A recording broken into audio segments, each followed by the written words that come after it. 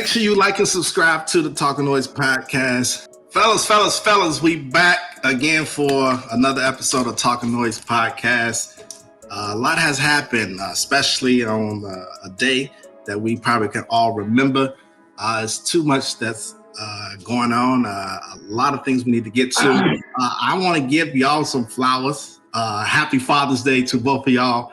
How did you celebrate your Father's Day, Harper? I actually went and got my son. You know, my son lives in Florida. I went and picked him up. You know, this behind me, he got me this. He made me a little Happy Father's Day with a little podcast microphone. He drew me and stuff, so it's cool. He'll probably pop in here in a minute, man. So, all right, tell Roy to come show his face. Yeah. Mees, how you enjoy your day, man? Oh man, I mean, I didn't really do much. I just sat at the house and watched basketball. Watched basketball. I'm sure some basketball was on. Yeah, and I mean, I went to the gym and watched basketball, and that was it, man. My wife, she cooked something for me. I forgot what it was, but she cooked something. It was good, and what did she cook? Oh, she cooked like some lobster tails or something. Something like that. Yeah, something. So you're spending that big money. It's normal. They got me a gift card from Nike. So yeah, I think I was playing in the pool too, man. Oh yeah, I was playing in the pool with my son. He learning how to swim like me. Well, it's a little pool, so he can't do too much. But it be real hot out here. It'd be like 106, 108. Like it just be ridiculous. So I try to get him out early, and get him in the pool. I see what you're doing. You're trying to tire him out during the day so he can go to bed at night. I see what you're doing. Yeah, take a nap at least. A lot of stuff has happened, man. I'm just going to run down some stuff. If y'all want to come in, let me know. James Jones, Executive of the Year. Serge Ibaka, he went out with season-ending back surgery. Kyrie was injured in Game 4. Joker's ejected in Game 4. Obviously, they got swept in that series against the Suns. KD, big Game 5 performance. On June 16th, you remember when you woke up, Mees, and you had all this news and it was like crazy to you? That was June 16th. CP3 reportedly tested positive for COVID. It was the day after the KD game, at the KD big game, because it took away all that news took away from the KD big game in the Celtics. He hated it. Yeah, I'm sure. Twitter fingers. Like you tweeting Scottie Pippen right now. Exactly. Right. So CP3 reportedly tested positive. Then you had Kawhi with a possible ACL injury. Stan Van Gunn got fired. Scott Brooks fired from Washington Wizards. Rick Carlisle, he was out at the Mavericks. Also, the GM there, Donnie Nelson, was out. Fired again. Sixers blew that 26-point lead. You remember that? We'll get in that later. We got a special guest for you too. Playoff P, big game. In that game before on that day, Zion's family want him to get out of New Orleans. Get us out of there. Get us out of there. Yeah, okay. Sounds familiar. And you know what had to top it off, Harper? LeBron James calls out the NBA.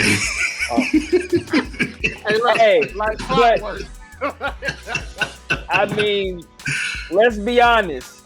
It's true what he's saying. This is a lot. It's a lot of injuries, man. It's a lot of injuries, and he did call it. I'm just saying. I don't see nothing. It's still enjoyable playoffs. Don't get it twisted. It's still definitely. But I mean, you're missing a lot.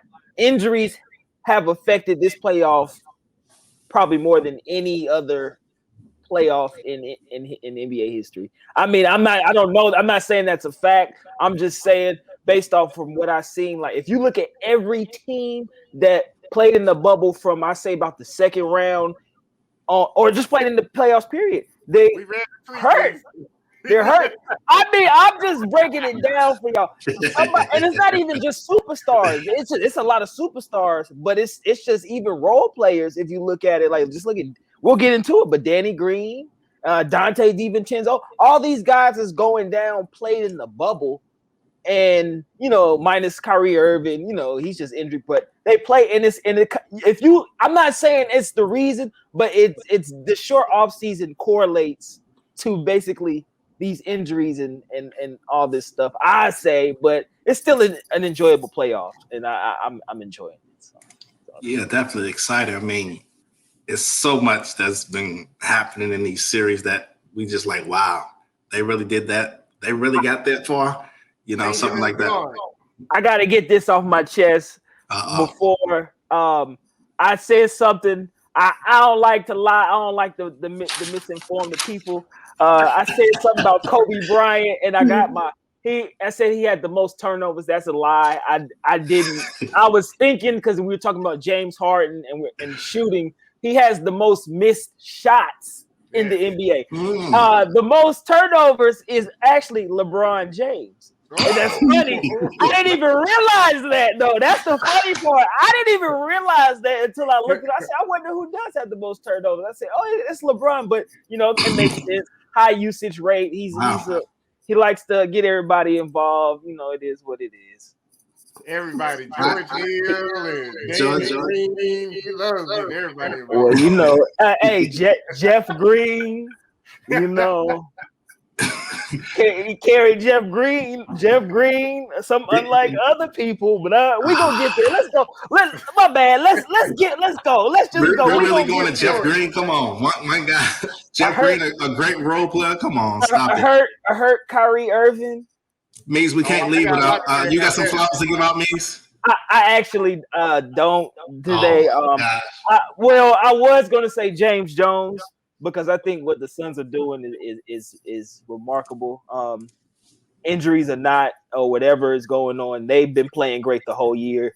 And I mean, I've been watching them since, eyes on them since the Lakers series. And I mean, I've been watching them, during the regular season, but you really get to get a eye on them. And man, I'm impressed. I got them winning the finals. I got Devin Booker finals MVP, first time in the NBA playoffs, and this kid is already in the Western Conference Finals. I mean, I gotta give James Jones credit because he's putting this team together. He didn't draft Devin Booker.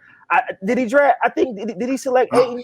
I don't know if he selected Ayton. He only been there for a couple of years, though, right? A couple years. So he might have got Ayton. I know he didn't get Booker, but he got Monty. He had to be around there, I think he got Monty. He got Monty, and I mean, he got CP3. He got Crowder, and he's just Cameron Payne. He found he's found a way to find a championship team, and you look on the paper and you're like, how are they doing it? But then you watch him and you see, and you're like, oh, okay, I get it. So I got to give James Jones, if anybody, I got to give him credit because he's a black guy in the front office. You don't see too many of those successfully. Masai Ujiri, Elton Brand's doing a decent job. He's got something, but James Jones he's a young guy too. It's impressive for that to be in that position. So I got to give him some credit on that. Yeah, Brand built that team with Jimmy Butler and those guys, and it took a prayer for them to get eliminated when Kawhi hit that shot. So he done some great things, but it's a new leader in town in the Sixers. But we'll my boy in town now. I'm getting my boy DM.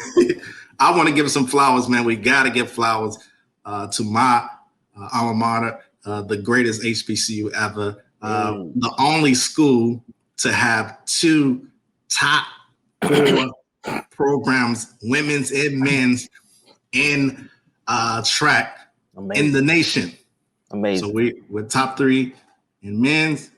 I'm in top 3 in men's, and top 4 in women. So I want to give a shout out to my school. You already know, Aggie Pride. Aggie Pride day. Yes, long. sir. You feel me? Aggie I watched them meet this weekend where they got ready for the Olympics or qualified. Yeah, I watched this weekend. I think we're going in. We got a guy, Ross, the coach's son, going in 400. We got the 4x400 team going, and I think we have a couple women on the track team going. But we want to bring a guest on today. We got 2 guests coming. Trav will be on a little later. But we got a Sixers fan in the house, my co-worker, my boy.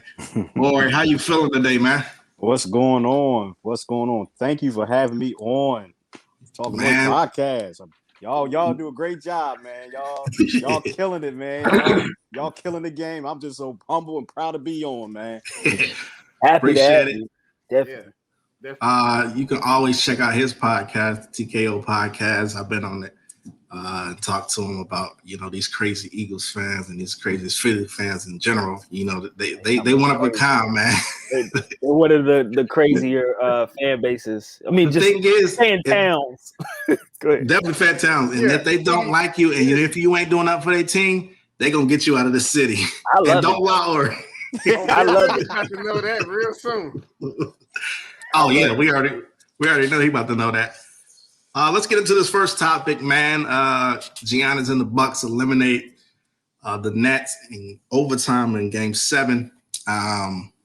Went down to the wire. This was, I would say, a great game. It was like a up and down pretty much game. Greek showed up. KD showed up. Went a little gassed at the end in OT. Mark, what did you see in this series, and how did the Bucks, overcome the favorite, as some would say, the Brooklyn Nets? Well, again, I did have the Bucks winning this series. Shortly after the second game, I flipped that pick with Kyrie Irving and KD on the floor. I mean, the Bucks had no answer at all. But going on, like I say, Kyrie got hurt was beginning of Game 4, I think. The tables turned, man. I mean, KD put on an all-time performance. He's an all-time player, but it wasn't enough, man. I feel like it was a lot of mismanaging with the coaching, kind of the strategy. Like, KD played the entire game, the last 2 games. Like, I understand, like, it sounds good afterward or whatever. And yeah, I mean, you may have needed a lot of those minutes, but you could have bought him some time, because at the end of that Game 7, I feel like the only reason they lost because he was out of gas. Right. When they went into overtime, he had nothing left. Right. But beyond that, I mean, the Bucks played good. Giannis got it together at the end. The Bucks need to adjust faster. They're showing you that again in this next series. But it's a lot to touch on in this series. Jrue Holiday, I got a bone to pick with him, but I'm going to let y'all give y'all points first, and then I'm going to get to that. Oh, he's trying to call out Jrue. Orrie, first of all, first, we got somebody in the building. We know he a little behind. What you on CP time? Hey, how y'all doing out there? Yes, sir. What's up, man? How y'all doing? What's going My on? boy in the building, Trap. You just got here. I mean, let's get right to you then. Greet. Hold on one second. I don't want to get off topic or anything, but I'm gonna get on my man KD, my guy. But I see we have a Sixers fan in here. I just celebrated my daughter's first birthday, man. So she is gonna let y'all know it's all about them homes, baby. It's all about them homes, baby. Yes, sir. You can't come in here starting trouble, man. We invited you to our house, and you coming in here starting trouble. Much appreciated. But yeah, as far as that series with the Nets and the Bucks, man, I just want to first just give a shout out to Greek. I feel like, what Greek did in that series, he did what a top 5 player, in my opinion, is supposed to do. When you're out there on that court and your team is asking for you to make buckets even when plays are not called, that's what he did. Greek averaged, 32, almost 32, 13. And then, KD, he did what he had to do, man. He averaged, 35, 10, and 5. But ultimately, I just feel like the series came down to Kyrie getting hurt. Once Kyrie went down, I feel like KD needed that second man to just pick him up, which should have been Harden. I just feel like Harden and Joe Harris, they could have done much, much more. But I'll kind of pick up on that later on. Definitely Joe Harris and Harden they wasn't themselves, and you can tell it showed. And when they needed a bucket, KD really didn't have nobody. I mean, Blake did give him some good minutes and made some shots. Bruce made some shots, especially in that overtime to put the Nets up too. But other than that, KD was gassed. KD was out of it. But you still have to pick it up and be that superstar that we always hype up these other players about. Yeah. And if there was any other player, LeBron, this would be a different story. This will be a different story, and we'll be talking a different language and singing a different song. Or what you got to see out of this series, and what you think? Yeah, I mean, I agree with a lot of things that you say. I think we all agree that once Kyrie Irving went down, the series clearly changed. I mean, it looked like people were talking about sweep. You know what I'm saying? And then once he went down, well, actually, no, I'm sorry, because they had already won the first game 3. But people thought it was going to be a gentleman's sweep. Yes. So once that happened, it shifted. And I'm gonna pull back a little bit on Giannis. He played well, but he also went through some tough times. And I think we're going to have to look down the road and see if he's overcome some stuff. Now, the only reason why we ain't talking about Giannis free throw shooting is because my man in Philly just took that crap out the world. But if it wasn't for that, we would be talking about Giannis free throws. You know what I'm saying? We really would. He was just as terrible, but Ben Simmons made it so bad that nobody even thinking about what Giannis did. Giannis shot like 100% compared to Ben Simmons, but that's another damn. We're gonna talk about that later. Get that off my chest. But frustration. Yeah. But it was just one of those. Once Kyrie went out, then the series changed. The Bucks stepped up, and it just came down to the wire. I actually thought Drew Holiday, the way he hung in there, because he was not playing well at all. He finally hit some buckets that they needed. And that's what they paid him for. That's the reason why they went and got him. They said, you know what? We need another guy. We need as many other guys as we can, because Middleton, he's going to drop off sometimes. And Drew Holiday, like I said, wasn't playing well, but Drew Holiday was a sneaky key in helping them win that series. So, and KD did the best he could. Literally, he was an inch away from ending that series. If he just moved his foot a little bit back about that 3-point line, we could be talking about a different series, y'all. You know what I'm saying? Yeah, that's true. People say that KD's the best in the world.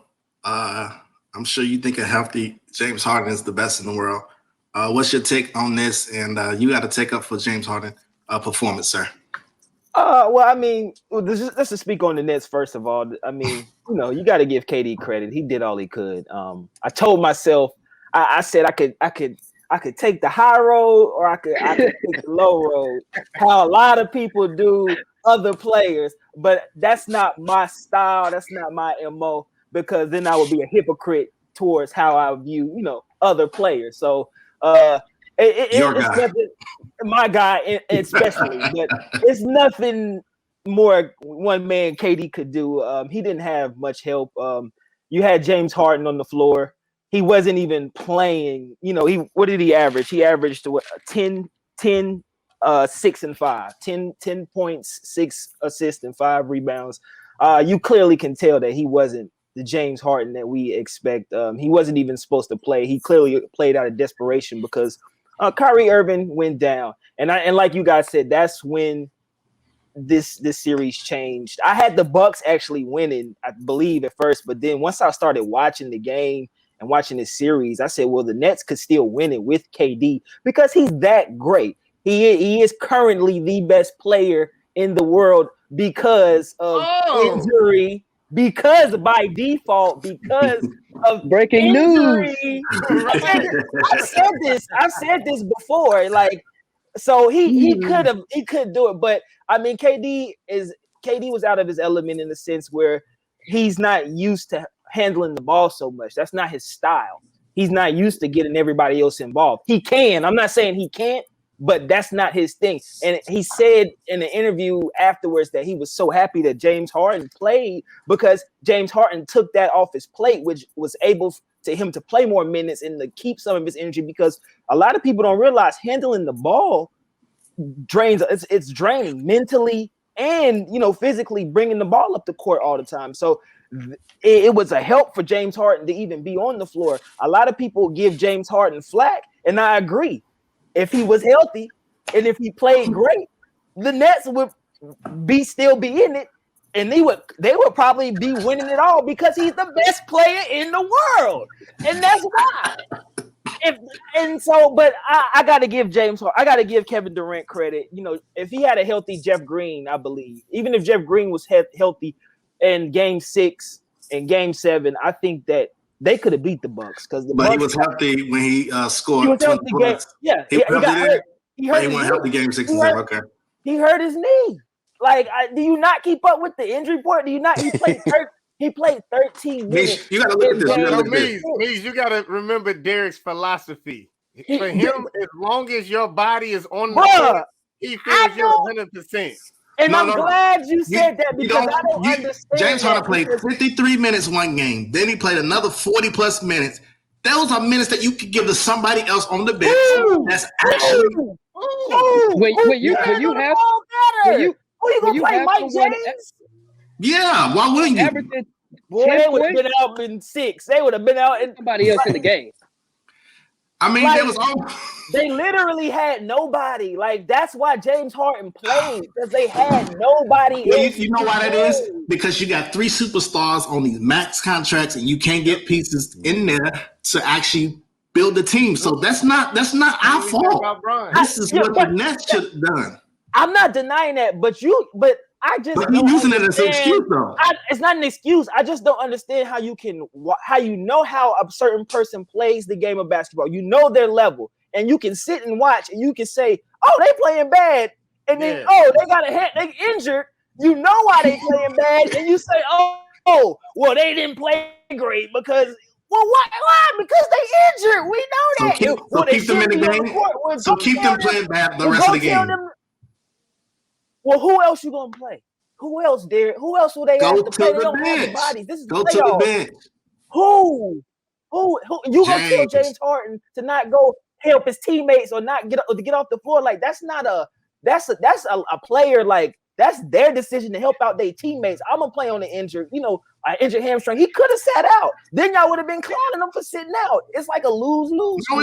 He went out there. He tried. We would have known that he was hurt. Like, we would have known that he was hurt, just like Kyrie gets hurt all the time. That's just their nature. Their nature. We know that. We would have known he was hurt. But you out there playing and you giving nothing. You're giving nothing. Well, you actually causing the team. He was turning the ball over. He was missing shots, wide open shots. He wasn't getting people involved. He wasn't giving you nothing. So let's put somebody else. I ain't gonna say he gave you nothing. He gave you 6 assists. What he averaged? What you say he averaged? He averaged 10, 6, and 5. KD had 35. KD had 35, 10, and 5. So who had more assists? I found the interesting stat, though. But that's a small sample. He played 3 games, guys. Come on. I actually found the interesting stat. With that series, he was averaging close to 7 threes a game in that series. He was averaging less than 20% from the beyond the arc. Like, I get to take the shots. Like this is my thing. I'm agreeing with me actually when I say, like, we know James Harden game is really, to ISO, get to the lane, either draw a foul, euro, that's his game. And with that injury, he was unable to do that. Now, as Derrick pointed out, when you're playing 40 minutes, when you're playing 50 minutes, you have to give me more than 20% from behind the arc when you're James Harden. Like, I get that you're limited, but you still got to be able to give me a few buckets, because that's all KD really needed was 1 or 2 good minutes to where he can get a breather. Because what a lot of people, like, I haven't heard, I ain't gonna say fail to realize, but a lot of people haven't spoke about him being in position to have to guard Greek. Like, Greek is not a finesse player, so he's playing 10 feet in, getting pounded in the chest defensively, Greek don't play 10 feet in. Greek be out there trying to shoot threes all day long. He tried to ISO. Greek try to play ISO. It depends on the possession. Yeah, when Greek is out there 30 feet, he's gonna take a few dribbles back. He's gonna start that engine, and he's going full speed. Like KD had it's not hard to that. No moves. But when that shoulder is hitting your chest every single play, and you still got to go out and drop 40. It's the reason why the Kawhis, it's the reason why the LeBrons, it's the reason why these superstars, nothing against them, but they take on. Now I'm not gonna say the weakest link, but someone that's not moving around because they need to turn that in. KD, you act like KD guarded him the whole game or something. He took on a challenge. He took on a challenge at least 50% of the game. A lot of times, KD was in that paint in the meat house with Greek. It's the reason why he's averaging 10 plus rebounds. All I'm saying is, if he get you to overtime, when he get you to overtime, that it was one play where he got the shot blocked. It went to Green. Green kicked it out to Joe Harris, who's supposed to be percentage-wise the best three-point shooter in the game. He's a three-point champion. He dropped the ball on a wide-open three. That could have ended the game. Then you got James Harden where he just like, give me a possession, give me a draw a foul, something. Nothing. Something. He got nothing. So, when you look back at the totality of that game, it's like it's really nothing more KD could have done outside of that last shot, but make it. But he just had nothing left, like literally nothing. But so KD guarded. Go ahead. No, I got a question because he talked about KD guarding them. KD was guarding Greek like he acted like KD was guarding Greek the whole game. Like I'm not saying the whole game. I mean, I don't think nobody guards Blake the whole game. Blake was majority of the time guarding Greek, and he was doing the best on Greek. You had a little Jeff Green to Jeff. I say KD may have started guarding Greek in Game 6 more than usual when Jeff. But that's Green what we're speaking about. Game 6, Game 7, the games that mattered. Game 6 and don't forget, they were up 2-0. Yeah, and then you lost 2, and then that's when Kyrie went out, and then that's when your boy came back. And it just was a difference. I mean, that's when the Game 5 happened, and KD went bananas, 49. What do you have? 49 on 16 with 23 shooting, 17 rebounds, and 10 assists. Probably a top 10 all-time playoff performance. And then that's when the Game 6, the Bucks kind of killed. And then Game 7, that's when everything happened. KD almost ended. Then they went into overtime. But, superstars got to prevail, man. Superstars got to prevail, and you got to put your team on your back. Even though you gas, you got to put your team on your back and score. He was 0 for 6 in overtime. So I've seen it done. Hold up. Derrick. I've seen it done. Derrick. When? Derrick, so your narrative I've seen it done in this round. Derrick, so your narrative is, are you going old school, like if the superstar don't win the game, then it's a wrap? I mean, is that your take? Is that your take? You're saying that at the end, are you like at the end of the day, this is what it's all about? If the superstar don't bring it home, then nothing else matters. Is that what you're trying to say? Orrie, I hear a lot of people talk about LeBron didn't take the shot. He passed it. He did this in the last seconds. And then they say, oh, Kawhi did this and Kawhi did that. We have to hold everybody to the same standard.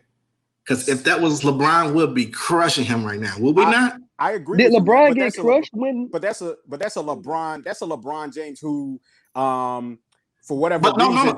No. And we know why you say that? Because people put KD over LeBron. And he's the best player. So we got to hold him to that standard. We got to hold him to that standard. Yeah. Okay. I mean, that's all I'm saying. Well, but here's the thing. I think everybody can be criticized, right? But when you say hold him to a standard, so you're saying that LeBron wouldn't have done what KD did, that no other player on planet Earth. I mean, KD did something that's very normal. He did everything he could to help him win the game, and it just wasn't enough. Every other great basketball player has done the same exact thing. So we're not to that magnitude. We are holding him to the same standards because we're comparing him to the others. He did stuff that other great players have done, including LeBron. Right.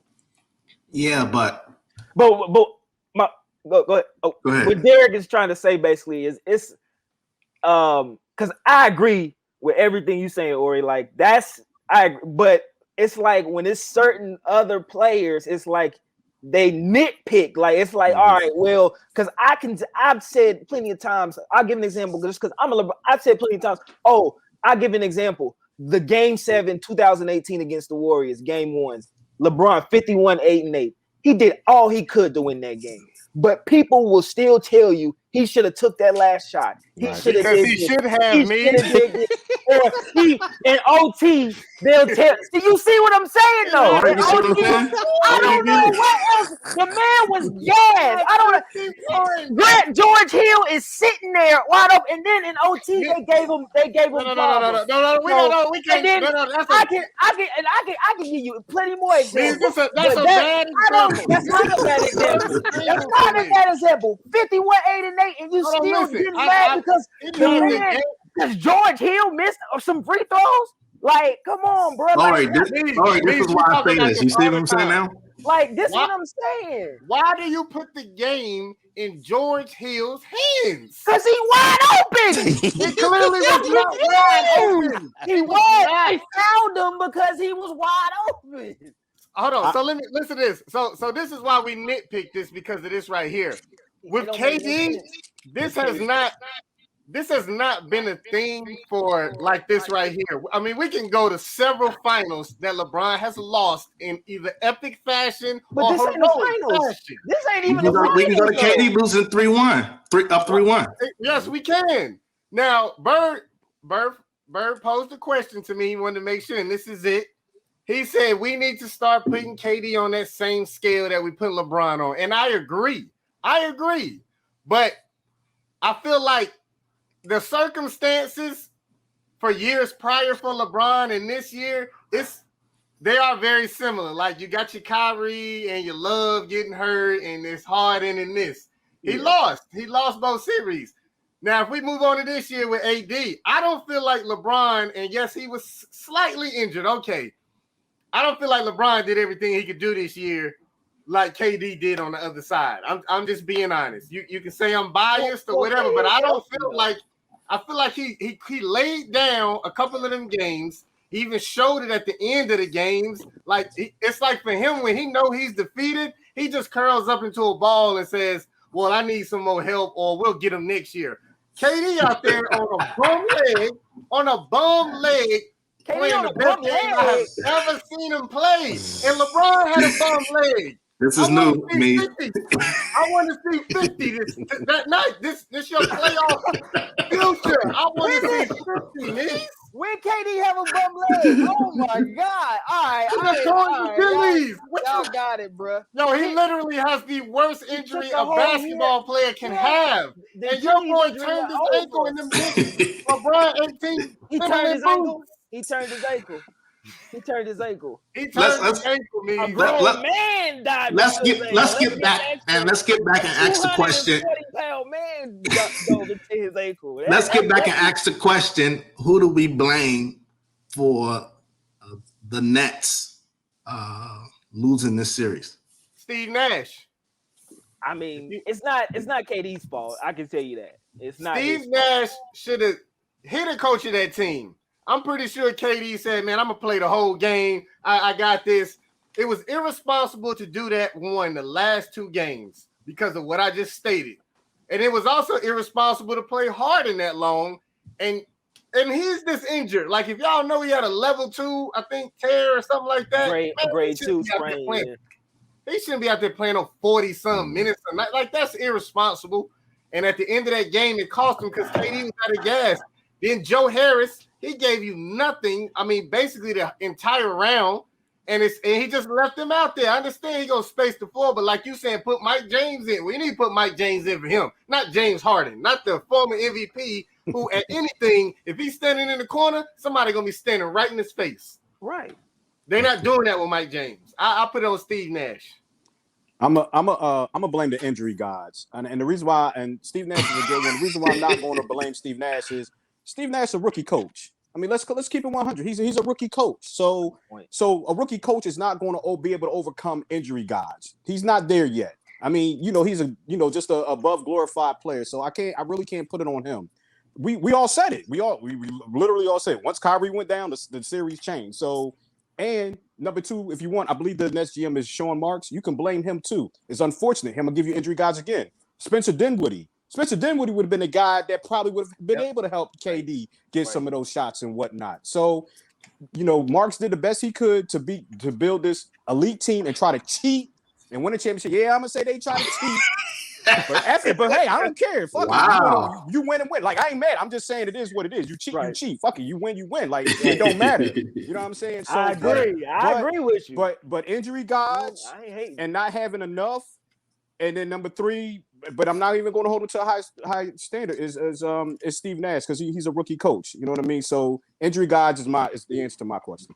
Does this team need a rookie coach though? Like your team is ready. They don't have many. I mean, they don't have 10 years. Why do y'all want a rookie coach for this team for situations just like this? They wanted him. AD requested him. After Kyrie said, "We don't need no. I'm the coach. We all gonna be the coach." But he said off the wall stuff. Try what you got to say, man. Yeah, I feel like he's too hard on Steve Kerr, man. I feel like he's. At the end of the day, Steve Nash. Steve Nash. I'm sorry, y'all got me talking about rookie coaches and all this, but Kerr, the rookie coach. No, not now, but I'm talking about like when he first came into the league. But yeah, like with Steve Nash, man, you look at it and it's like at the end of the day, he's not on the court, and Mees and we all say it all the time. It's a players' league, and if James Harden is saying that he can play 40 minutes, you have to be productive. If you're going to play 50 minutes, you have to be productive.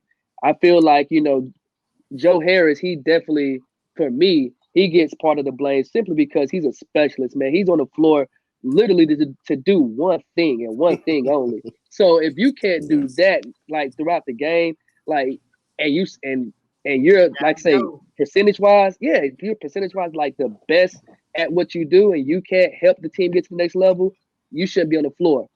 But ultimately, it goes to James Harden, man. And I get he was injured. I get everybody saying it would have been a different James Harden. But let's rewind. OKC in the finals. The Heat decided, you know what? We're going to blitz James Harden. We're going to force him to the corner and we're going to trap him. And he just started playing. He started fumbling the ball. Like, he didn't know what to do. He go to Houston. You're talking about a rookie coach. So you got to talk about a rookie Harden. Harden fault that KD. That's the thing. Let's talk about Houston. Let's talk about Houston Harden. Houston Harden.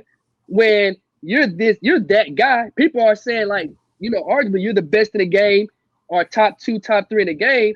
You playoff time. It's closeout time, and you get 13 turnovers and only 14 points. You literally had almost more 13 turnovers. So when you sit back and you say, okay, if this was just a one time, it was just a scenario where this is not abnormal for James Harden to sit here and make these decisions. I wouldn't hold him as much. I wouldn't hold so much accountability towards him. But being that this is a trend, like. It's James Harden and me. I feel like when it comes to the playoffs, for some reason, he tends to just go in the shell and he folds. And it's history behind it. So, but I give you this, Trav. I give you this. Now with the Houston and maybe some of the OKC, because again, we're gonna call the coaches rookie and young, and he can make a mistake. I think that was Harden's second season. But beyond that, again, while I put this on the coaching leadership, I think a lot of why. Harden got hurt. He had a soft tissue injury. If Kyrie can call his job and say, "Hey, I'm out this week. I got stuff to do." You think they at the practice course hitting it hard? I know they not. I guarantee you, Harden was in no kind of shape. I guarantee you, Kyrie wasn't practicing and they weren't taking it serious. And both of y'all get hurt like this. Now, I think Harden is directly because he was not in shape. Right. No, that's and that attests to them. That attests to them. You got to get in shape and you got to work at it. You got to have a good work ethic. I would say this though, like if Harden would have been limited to say 20, 25 minutes, he probably would have gave you more of a production. Like he probably would have been like, okay, I'm gonna actually at least once or twice get to the bucket. I'm gonna try not to Euro, but I'm gonna at least put my arms out to get the foul. Like I think if he would have been limited, had those limitations, he would have gave you more in a short amount of time, which is really, it would have been better for the Nets. I think, like you say, just 40, 50 minutes. Like, not only is he just tired and exhausted because he was out for so many games, like it was just a disaster waiting to happen. It was just too much. I ain't gonna say too much on KD's shoulders, but it was just, he didn't have enough time. I would say that he just didn't have enough time. It's okay to say it was too much on his shoulders, man. But no, they did say Harden. That was the first like on court work period that he's done. Period was game 5. So it's on the others, man. Crazy. The others, I'm blaming it on the others. KD did all he could. Definitely did. Put it all on the line. An inch away from the Eastern Conference Finals. I put money on the Nets game 7. I put money on the Nets. Your bench gave you 0 in game 7. Your bench gave you 0 in game 7. And when time came, did Jeff Green take a shot? He didn't take a shot. Well, Jeff Green only played like 20 minutes. But that's like Jeff Green do, man. Jeff Green, great. He played 12 minutes. Yeah, that's been the problem his whole career. He'll give you 35 one game, and then it's Jeff Green playing. Well, he got hurt. Like if you look, he got hurt in game 6. He was coming in the game hurt, or he got hurt in game 6.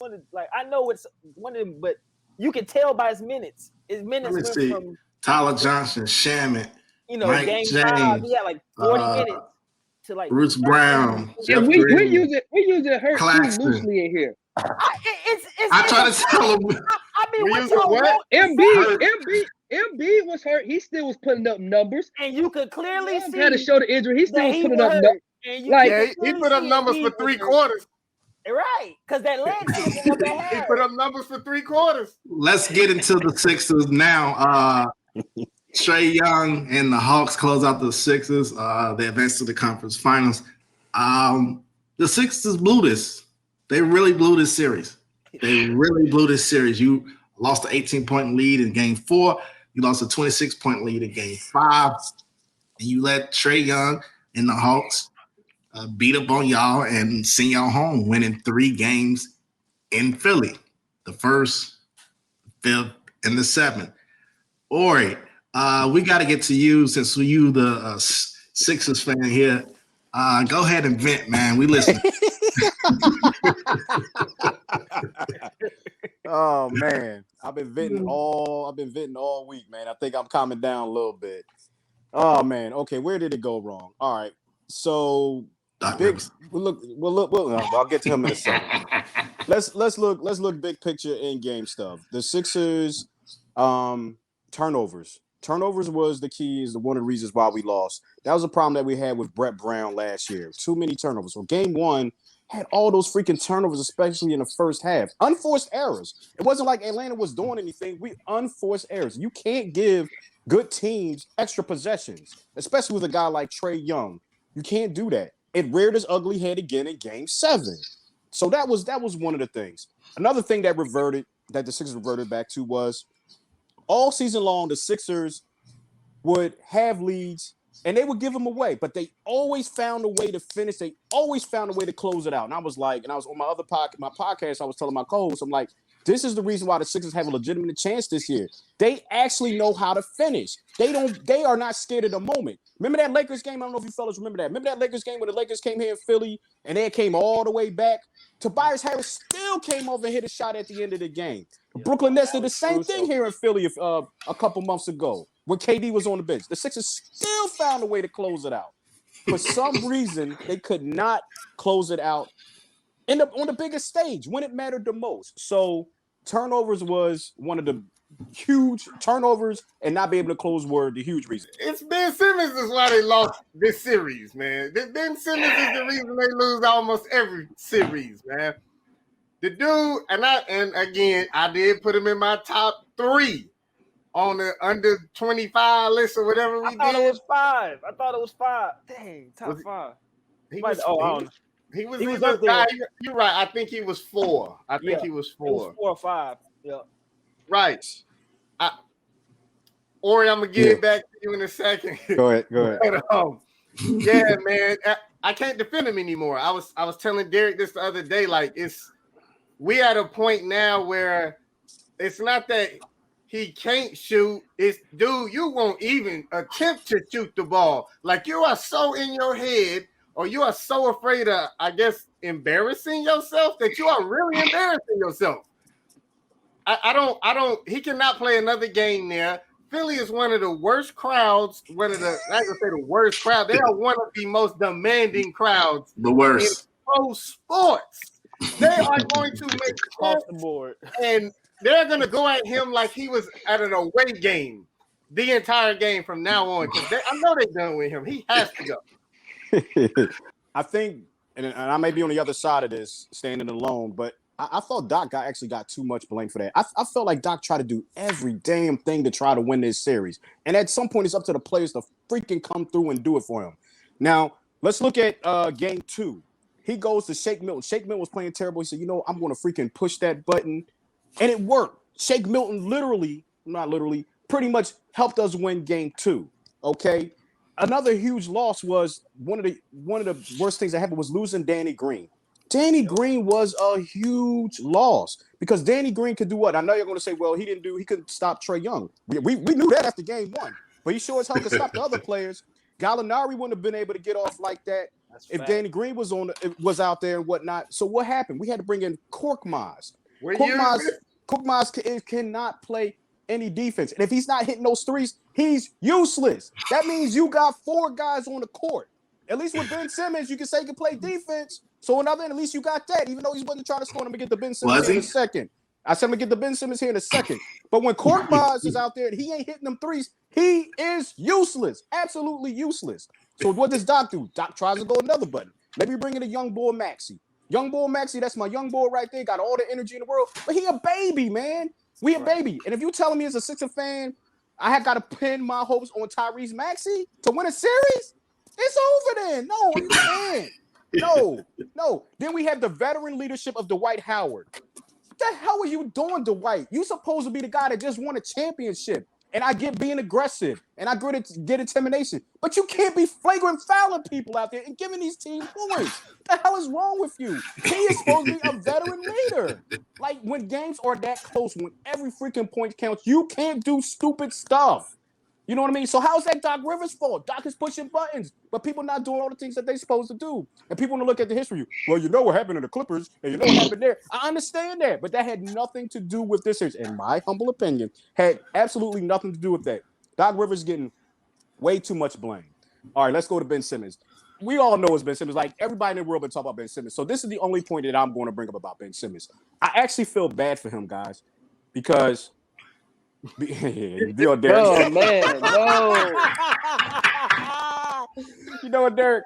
I actually feel bad. As Derrick puts that crazy stat up there, I actually feel bad for Ben Simmons because, guys, I'm not sure. I mean, I don't know if anybody have any medical degrees or anything like that. I certainly don't. But we can all clearly say that there was some sort of mental issue going on with him, and that's a terrible thing. And the closest thing that I can remember to that was LeBron James in the finals against Dallas when he was frozen, when he wouldn't take shots, when he wouldn't do anything. And people were saying, that's it.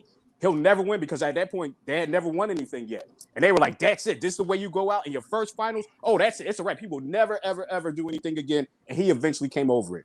That's the closest thing that I've seen that happened to an NBA player. I've never seen anything like that. Gentlemen, I don't think you've ever seen anything like that. Kevin Love kind of dealt with it a little bit.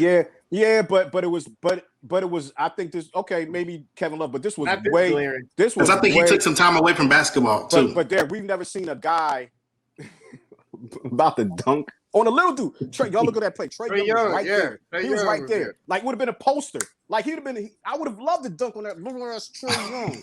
I would have loved to have banged on him and whatnot. And he passes it to Maxey. Thank God Maxey didn't break his damn neck. He almost.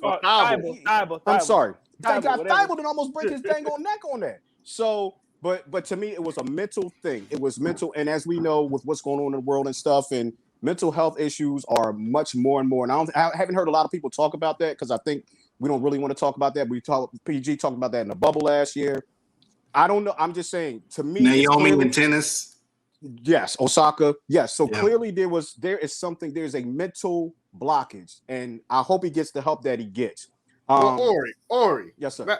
I hear that, and mental health is real.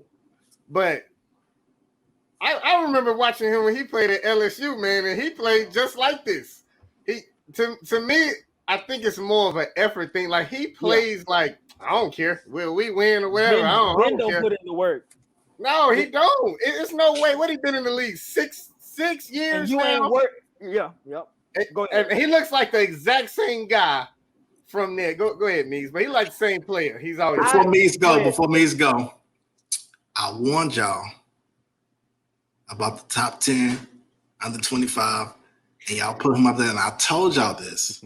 I said he will, until he gets a jumper, he will never progress in his game.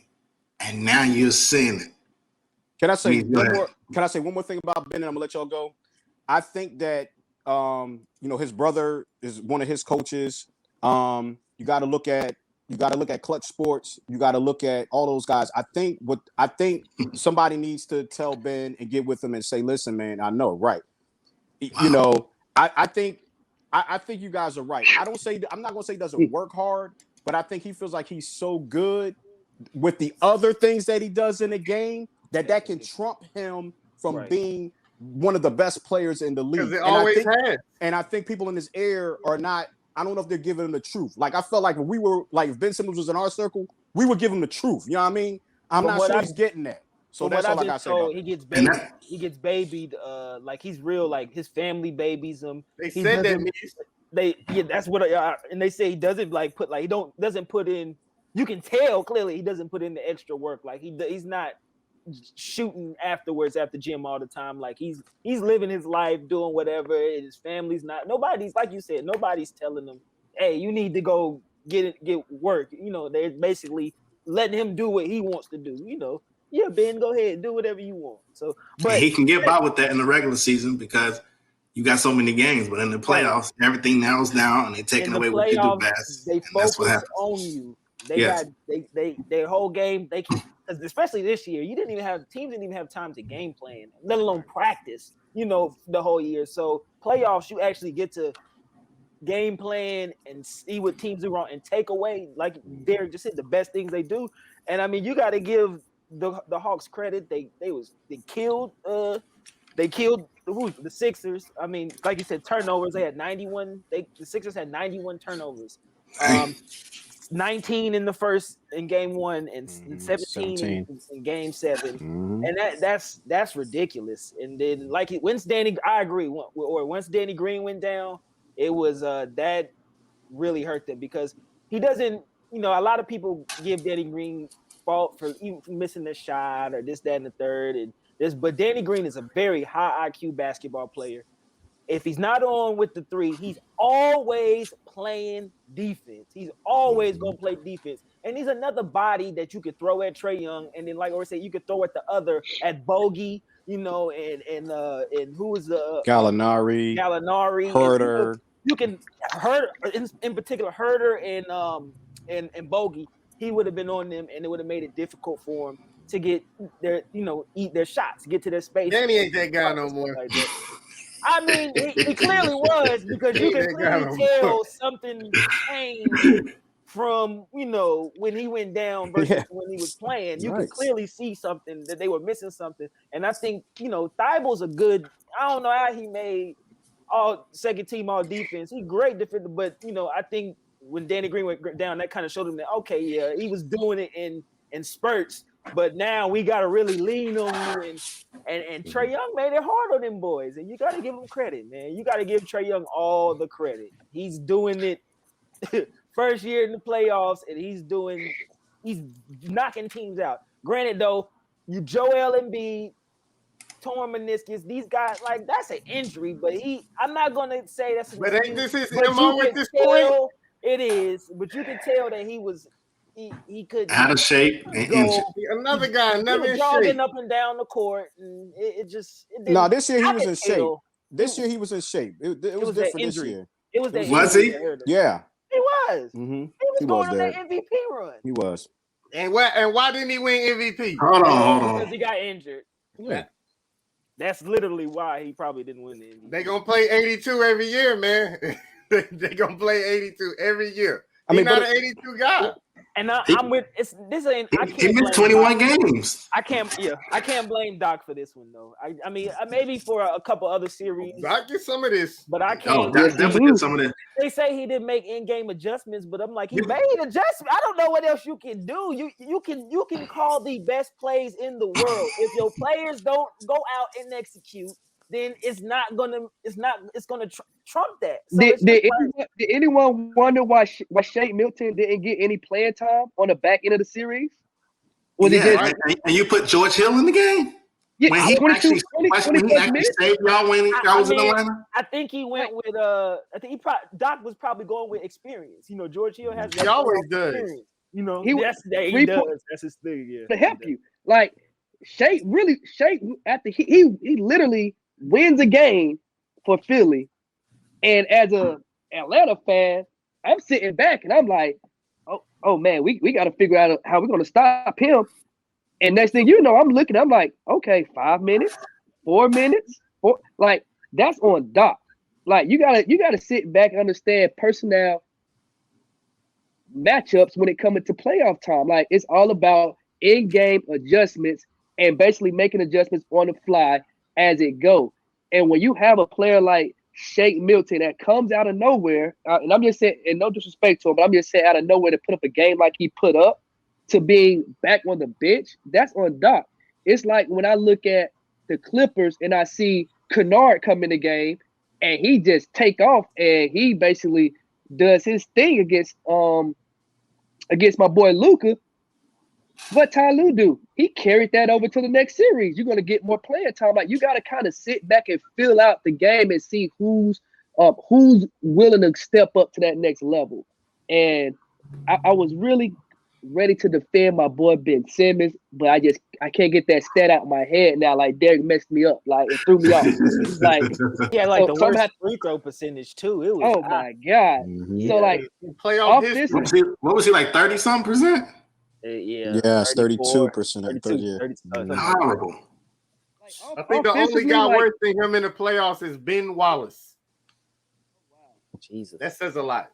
I think y'all made great points about Ben. Like it's nothing I can really sit back and kind of dispute about because like everything y'all said from the mental health aspect to just it carrying over from when he was at LSU, and like he just scared to shoot the ball, and it's one of those situations to where I think offensively he did hold them back. However, defensively, I don't think he got enough credit for at least putting a lot of pressure on Trae Young towards the back end of the series. Like he caused a lot of turnovers from Trae Young. He had like 25 turnovers in that series.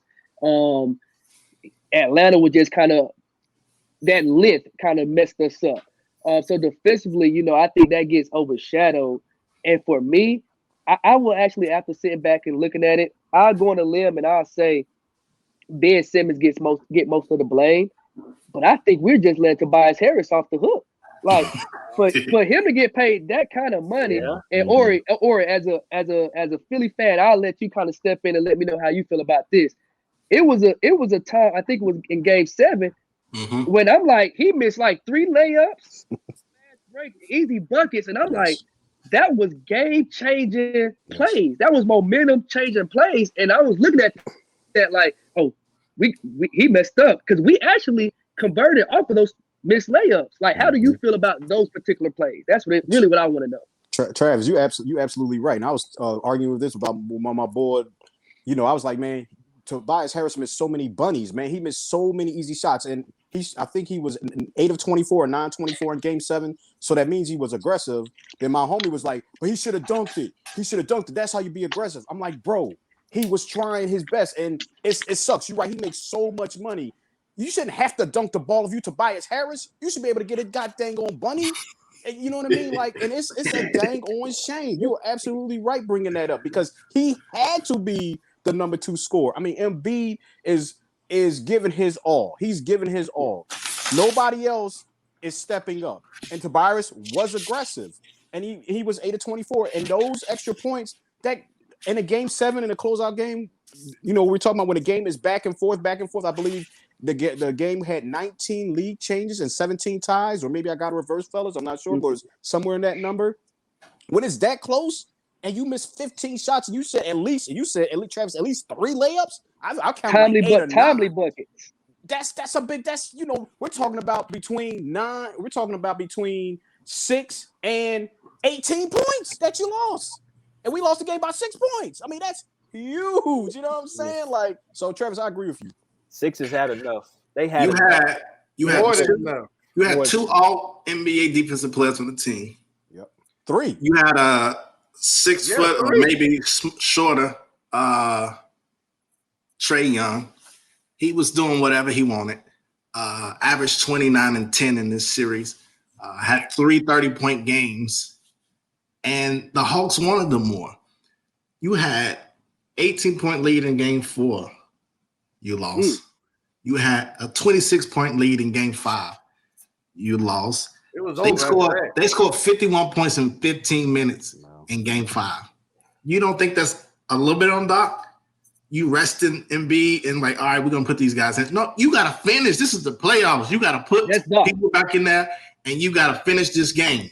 Well, if you notice, too, at the beginning of all of the games, it's like Embiid was just going. I mean, he was going nuts. It's like they were tiring him out in that first half. Third quarter, you could kind of see it like, all right, he kind of a little reserved. In the fourth quarter. Yeah, the fourth quarter, he was just gassed every game. He was gassed. But like you say, when you up by that much, like it's the coach's job to sit back and understand when to use these timeouts. Like we need to give him a breather. Let's foul to get to the commercial break. Like, and that's why I put that on Doc. I feel Steve Nash got to know that too. Yeah. I feel that's a good one. I feel like Doc is seasoned though. That's the thing with Doc. He's seasoned, and like this is not just a first time incident with him. Like this is consistent. So that's why I give him blame. But my thing is just with Tobias, how I said earlier with Harden. Like you got to give Embiid a chance to get a 2-minute breather while he's on the court. Like Tobias was brought there to be a scorer, if I'm not mistaken. Like your job. I mean, all that money he should be. Listen, give him that look. Like, look, I need 3 possessions out of you right now. Like 3 possessions, give me 2 buckets out of these 3. Like, and then I can start back rolling. And I feel like Tobias never made those like timely buckets, and he never made those buckets that kind of stop the damage. Right. It's like he'll make some buckets, but it's like, it's just in the midst of the game. It wasn't when we need it. You're absolutely. We got to speak on Steph Curry too. I mean, I was about to say that. Yeah, he played tremendous. Obviously, he gave you a lot on one end and was getting killed on the other, but he stepped up in some of those places. But 21 to Doc Rivers' point, when you call those timeouts, you need to be running. All right, these are the next 2 plays we're gonna run. We're gonna do it for Tobias, and then we're gonna get one for Self. He did that a couple of times, but that's what you got to do consistently. But you can't blow 18 and 26-point leads in the second half of the games and think you're gonna win. And then one game, 2 players scored the whole second half. I think it was Self and Embiid scored the whole second half. And then you got one game, Embiid was 0 for 12 in the fourth quarter. And you already know what Simmons' numbers were. So I mean. And with that game 7, it's a lot of blame to be happening in that Sixers organization. Like you said with Seth, like I was sitting there. I think I was speaking to y'all, through the group message and everything. I was like, I hope Seth don't come back in the game because I'm sitting back and I'm like, I know he's in foul trouble, but I can see the momentum turning to the Hawks' favor. But I'm like, if Seth come in the game, we have no answer for him. And Doc literally waited till I think the 6-minute mark to put him in. The first thing he did was hit a 3. Like I feel like Doc should have just been like, look, Seth, don't foul. I'm gonna trust you here. This is playoff time, game 7. Like win or go home. Like, look, if you're gonna get fouled out, you're gonna get fouled out dropping buckets. Like I can't just keep you on the bench when Ben ain't doing anything for me offensively. Like we need points. You know, so that's why I just feel like, you know, sometimes I feel NBA coaches, not just Doc, but NBA coaches have the tendency to still use that regular season rotation. Well, You know, I'm sorry. I kind of disagree because I think, you know, coaching, it sounds hindsight is good, but when you're in the moment, you can put Seth in the game, but you know, Seth they gonna seek Seth out every time on the defensive end and Yeah, kill who's doing you. that? And so That's you true. gotta coaching, you gotta like it's a give and take. You gotta give something, you gotta take something, and you gotta live with it. It's more so I think he should have took Korkmaz out maybe and played Seth more and kept Ben in because you need Ben at least for that defensive He was presence causing on the havoc floor. defensively. But the thing is, you can't play You know, Ben late. You can't play Ben late, and that's a knock on him. You're supposed to be this all-star, this top 10 defensive player, and all this other stuff, but you can't even play in crunch time because they're gonna do a hack of Ben. Just imagine that. That's the And then also, why weren't the Sixers able to take advantage of that same thing, Mies? Like, why nobody this whole playoff has been able to take advantage of Trae Young being our size? Big man, I told you. They haven't done it yet. I told you Collins and Capella helping that We guy had him out. well. We had him well. They're helping that guy out. And then Hey, Trav, that's not the third time I heard of we, me, us. That was there last episode. What's going on? Look, jersey up and everything. Hometown. I'm a Luka guy, but my boy Luka is just not, my boy Luka. He at home right now. he can't get out the first round. He can't get out the first round, so you're not watching him a long time. Yeah, my boy Luka trying to figure some things out, you know, in home issues going on. But like, what did I say? Before the series started, I said the Hawks are going to beat Philly. I seen it, man. I look at the matchups and I feel like the Hawks. I'm in Atlanta, man. I watch the Hawks faithfully, so it's like I'm watching it, and I've been ever since Nate McMillan took over. Trae Young has basically changed his game up. Like a lot of people probably didn't notice because they don't get that national exposure, but he was a gunner. Like he didn't pass the ball. Like he passed when he needed to pass. Like he wasn't going to sit back and just pass the ball willingly. But once Nate took over, however that conversation took place, he actually started believing in the team. And if you look at the Hawks play from then to now, they're winning off team ball. Like, yes, that high pick and roll, Trae going to either hit the floater, lob, or kick it out. Like, that's their game, you know, and it's just one of those situations to where I feel like with Doc, this is my issue with him. It was simply just in-game adjustments. Like, as the game go on and you see it's a high pick and roll, oh, it's a double high, like, do something else. Don't just allow it to continue to happen. So you think he was just like letting it happen, or you think the players just is getting killed? Like it literally be like I don't think they sitting there and just like we say like, oh, he getting killed on the pick and roll. He need to do something. Like I think they seen it too. Coaches who never ran zone all season decided to say, look, we just gonna go to a 2-3 zone just to do it for a possession or two. Let's just try something. Like, just try it. Like, that's all I'm saying with Doc. Try for a possession or two. If it don't work, go back. That's happened a lot in this playoffs. The pick and roll is killing a lot of these big men, especially in B. You see Lopez. Rudy, you see deep three Zubac and Rudy. You remember in the group chat what I kept saying? Take these guys out. You gotta. They going small. You gotta go small because they putting a shooter in, and so they bringing your big man out. And so you got to put somebody else in there that can kind of run around with them. So that's happened a lot. Mr. Trav, but I thought the Sixers actually there was a couple times that Embiid did a couple. There's a touch that he hedged and he came back and he was able to block the shot. We blocked a couple of those. So I felt like, unfortunately for his torn meniscus, he couldn't do that all the time. And we didn't have another guy like Dwight Howard. You can't trust him because Dwight Howard is quick enough, but you can't trust him. So I really do feel like, unfortunately, like for this one, I got to say that Doc tried everything he could do. I'm telling you, once Danny Green went out, that messed up the whole rotation. When Korkmaz, if he's not hitting them threes, then he's useless. You know what I mean? So and Derek, I'm going to get to your 26-point leads and stuff, but what was the coaching? I mean, he called timeouts when it went down to like 13. I saw him walk timeout. Like, come on, guys. Like, he tried everything. And one of those games, Lou Williams won. Lou Williams, Lemon Pepper Lou, man. My boy. Lou and Trey. I think Lou had 13 and Trey had 13 as well. And they were both guarding Ben Simmons. Right. And on top of that, Trey Young is a great young player. I mean, he is. But let me tell you something. On my podcast with me and my partner, because she was like, "Oh, Embiid was out there trying to like beg for fouls and try to flop and get foul calls." I said, "Well, what about Trey Young? That dude got an Oscar award. Give him the Oscar trophy, man. Every time he's swinging, they let that young boy do. That's Me's point all the time. Man. And to trap he was 60, man. You can't come on, man. You can't just be bodying my boy up. He was the trap point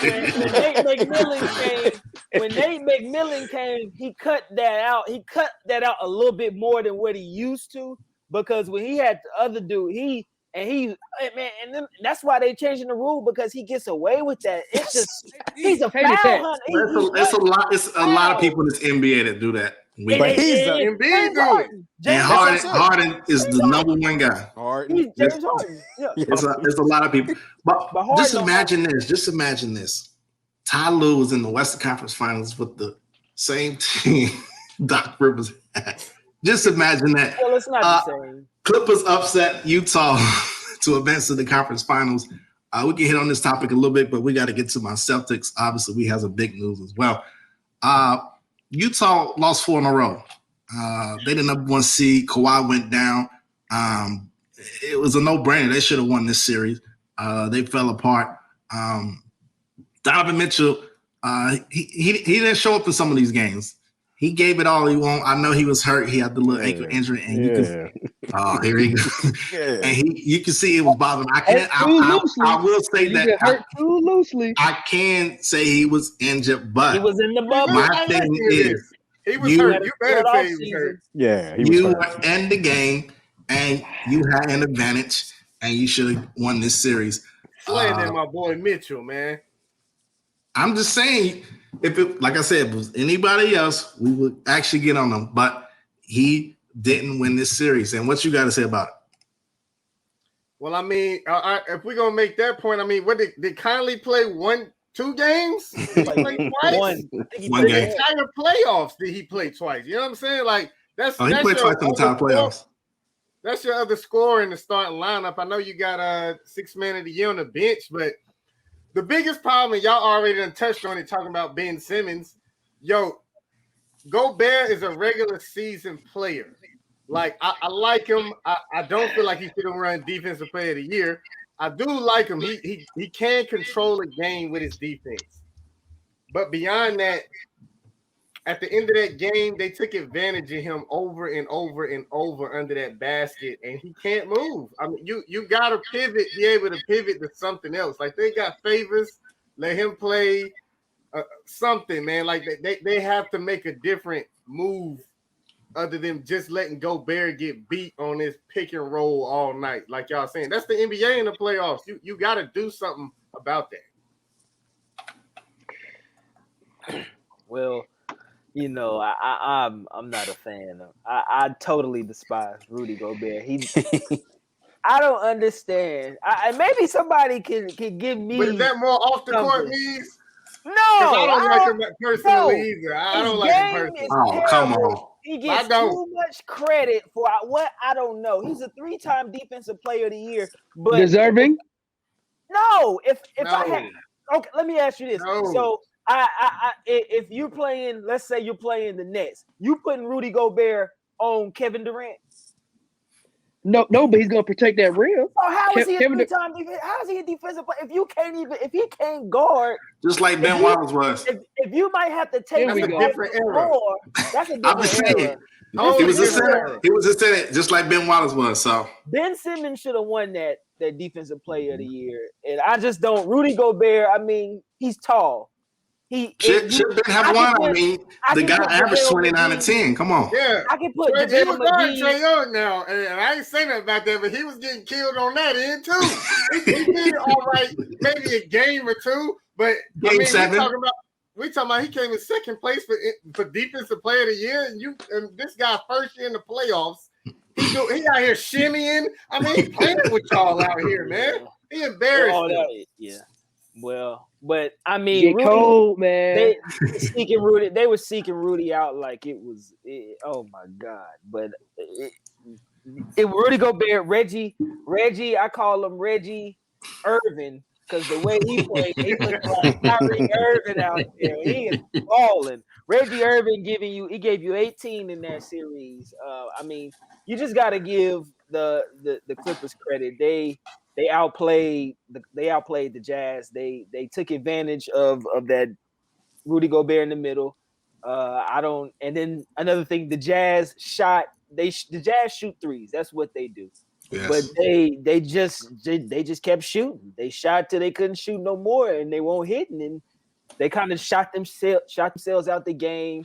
D Mitch, a couple of them games, D Mitch, he kind of went back to his old self because I was big on D Mitch a couple years ago. Like I had him as like a top 5 shooting guard, and people gave me flack, and then I kind of fell off on him because when the pressure's on, which is not a bad thing, but he kind of feels like he has to do everything by himself. Like, I'm going to do it. I don't want nobody else. And he kind of did that in a couple of these games, and it lost them a couple of games because it took away, because he did it a lot of possessions, and it took away a lot of good possessions that they could have had. Because the Jazz, if you give them good possessions or if you give them a couple good chances, they're going to hit shots eventually. You just got to give them.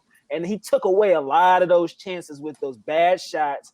And I mean, that was what lost them that series, was shooting all those threes. And then they couldn't stop that. They couldn't stop Reggie Jackson. They couldn't stop Paul George. And then T-Man gave them life. That closeout game was great. Gave him life. Be the wing defender on that team. Means when you talk about if you get other people involved and they start hitting shots, but when they started hitting shots, it was like too late. They was already down 15 to 20. You know what I mean? Right. Exactly. Kawhi went down. Everybody thought it was over. I mean, the Clippers really stepped up. I mean, Ty Lue did a great job. I mean, we got to give him credit. sticking to his game plan, like Trav mentioned earlier, playing Kennard, playing those different pieces, and just moving that lineup around and making it work. I mean, T-Man had an incredible game, that closeout game. A lot of people gonna say, we give Paul George, playoff P, a hard time, but I mean, when Kawhi went out in that next game, he killed in that game. So for them to win 4 in a row against the number 1 team, and Kawhi went down, I mean, that's remarkable. And to think that they could have been up 2-0 in this Western Conference Finals against the Sun, but a lot of things that happened. Paul George missed a couple free throws in that last game. Hats off to them, man. I was texting the group. I said, take Rudy out. Take Rudy out. If you want to compete against them, you got to take them out because they ain't doing up but spreading the floor. You got Rondo or you got somebody driving, and then they're going to kick it out, and they shooting these threes, and they making them. And so every time – they can shoot too. And every time the Jazz try to make a run, they come back and hit a couple shots, and then the league gets stretched out, and then they try to make it down to 15, and then they get stretched out about 20. So hats off to the Clippers. I mean, they played tremendous. I know a lot of people can give Kawhi credit for getting them here, but they still playing incredible basketball. Well, I think another thing is that, I mean, even though the Clippers were the 3rd or 4th seed, I mean, everybody considered them one of the best teams in the league. Like they were, prohibitive favorites to win a championship. So although the number next to their seed was like 3 or 4, they're really a number 1 seed cloaked. They're a number 1 seed pretty much. And I think they're pretty much very similar to Utah, where both teams can shoot the 3. But the only thing is that what Utah has on their end is they got one guy that can come in there and make a play. None of those other guys can create and do anything. When it's the Clippers have multiple guys. So they have multiple players that can do the same things that Utah can do and do it a lot better. Utah is praying that you miss shots, they come out there, they run it, they start firing, moving the ball all around the court, hit the open man, and hitting 3-pointers. That's how they play the game. If they go to half-court offense, they got one guy that can do anything, and that's Mitchell. And with a hurt ankle, there's no way you're going to beat a number 1 seed like the Clippers, even though Kawhi Leonard wasn't even out there. It's still too much. And I think another thing that may not be talked about, we can't really see in the stats, having Rondo on that team, that veteran presence, I gotta believe that helped them get over the next hump. So not just Tyronn Lue, we got to give some respect to Rondo. Derrick, you know all about Rondo. I think you got to give. I think that veteran presence in the locker room is what you need. I know about for Doc some Rivers of these championships. Yeah, you love Doc Rivers. He helped give you a chip. So I think Rondo is one of those things. I mean, listen, hey, Derrick wouldn't have seen one without what? You would have seen one without Doc Rivers, baby. You was too young for Y'all not gonna see one with him. Y'all not gonna see one with him. And just to think, he hasn't been out the second round since he left us. So let's not get there. Harper a Celtics fan too, Orrie. Oh, okay. So I got backup today. If you try to come for us, you already know. No. Look, I love the Boston Philly rivalry. It's one of the best in sports. But get back to the Clippers. Yeah, I think the Clippers are a better version of the Utah Jazz. They can do everything that Utah can do, but they can do it much better. So I was not surprised at all, even though they went down 2-0 and they lost. They lost Kawhi Leonard and whatnot. I was not surprised at all. Utah's going to need another guy. They need another guy that can score, that can create his own shots. I don't see them ever winning anything with Spider-Man alone. It's not going to happen. Mm-hmm. Yeah, shoot that three, and then if they miss, they hope Gobert get that offensive rebound. Mm-hmm. That's what they do. Definitely. Trav, you got something? I'm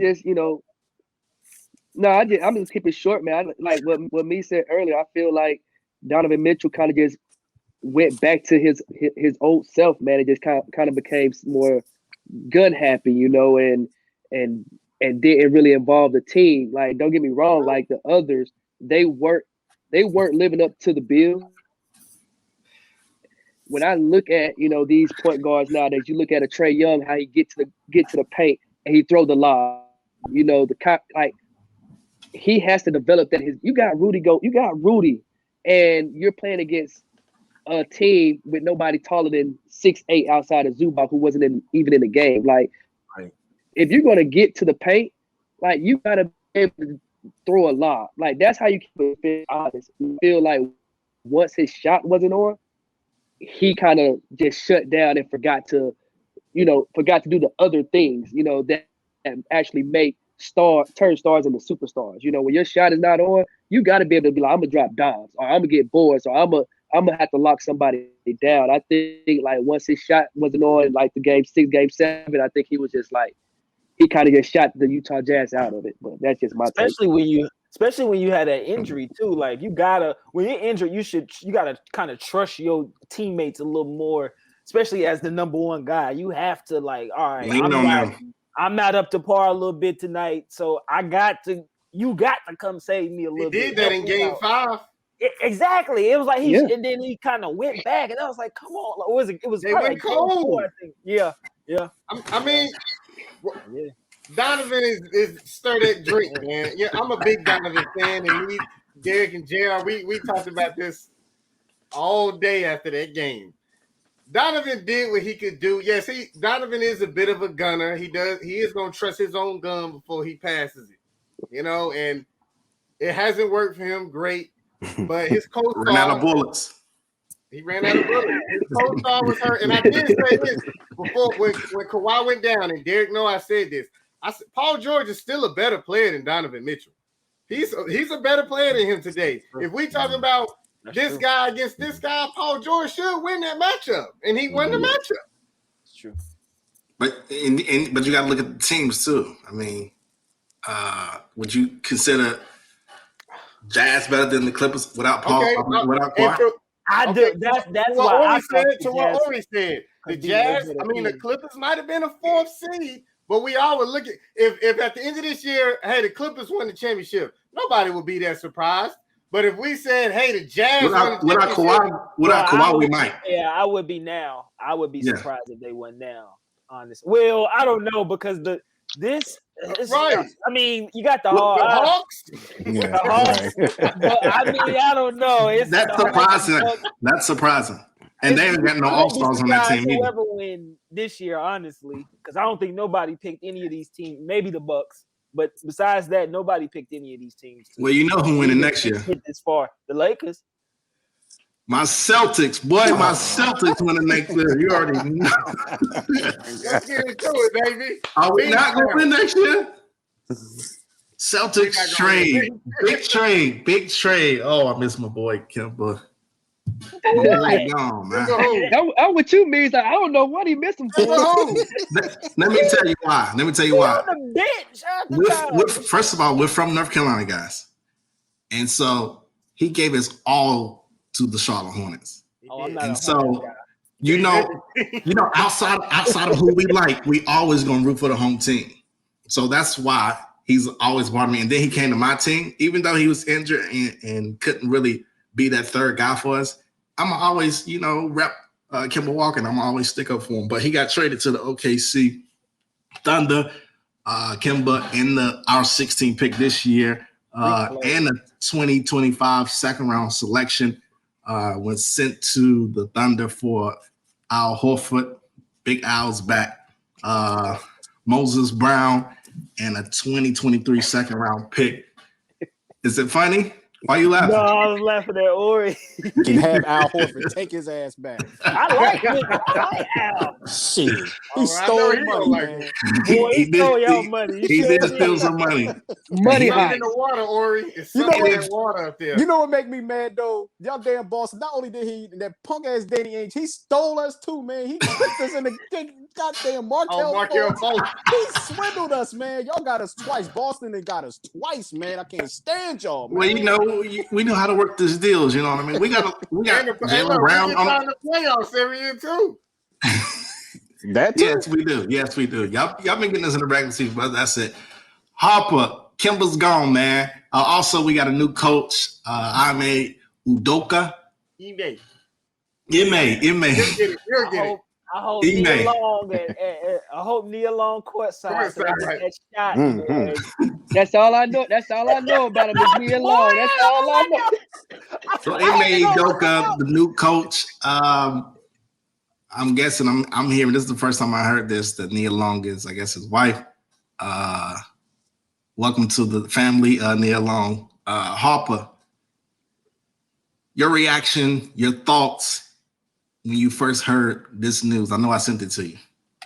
Yeah, so with the Kemba trade, I was shocked. I thought you was playing around, to be honest. I didn't even know we can make trades like this in the second round of the playoffs.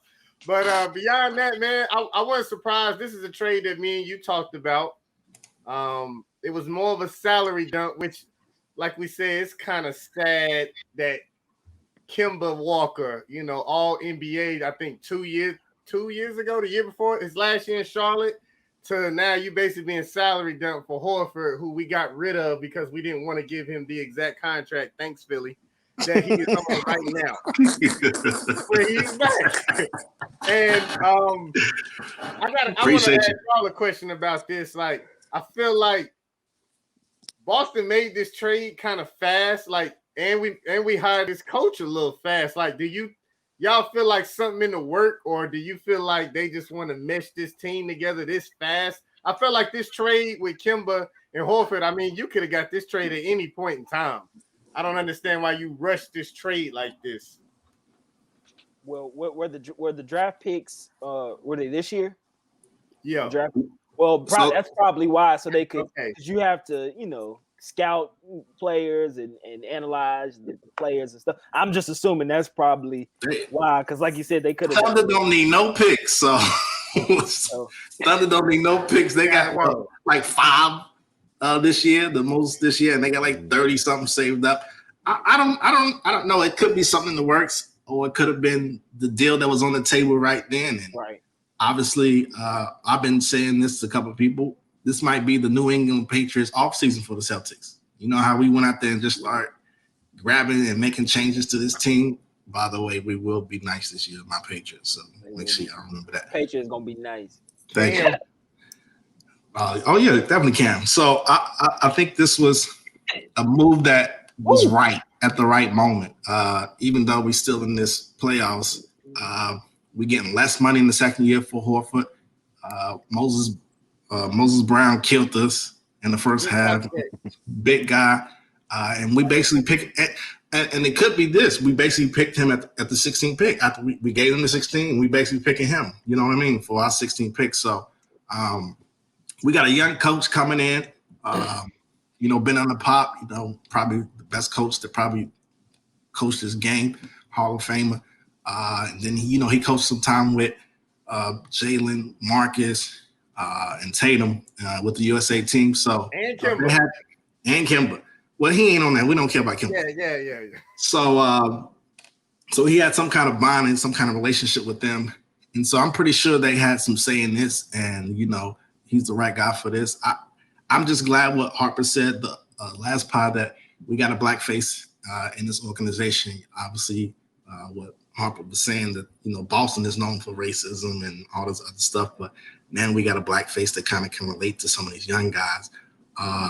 And I don't know much about the guy. I can't say that this was the best hire ever. I can't say this is the over top thing, the best coach that was out there and available, but we'll see. Young guy, hopefully. He said he wants some fire on the defensive end.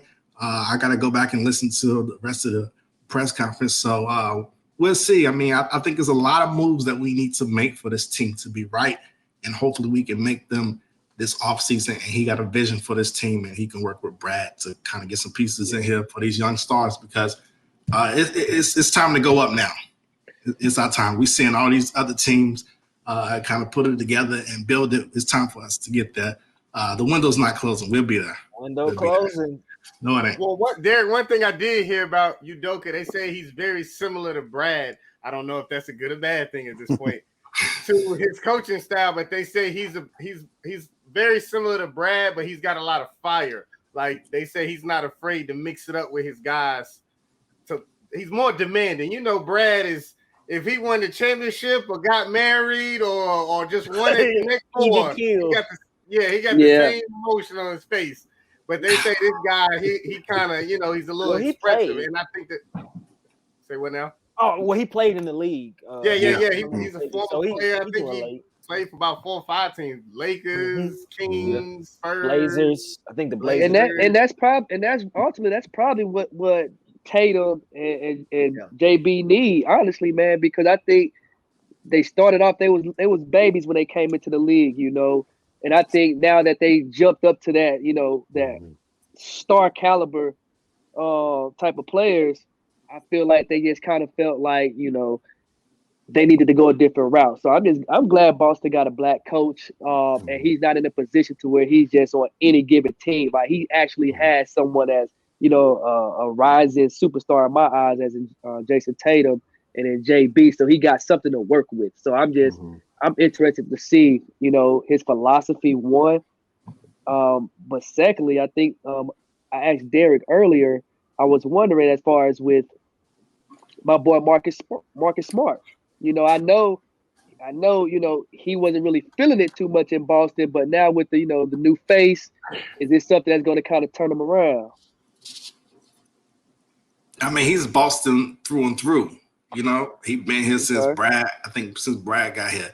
But I think that's, when you talk about tradable assets, I think he probably our most valuable asset right now, if you want to keep Tatum and Brown. So I think his time in Boston might be up, man. It's over. And I think we got to package him to get some other people in here and kind of build this team around Jason Tatum and Brown, because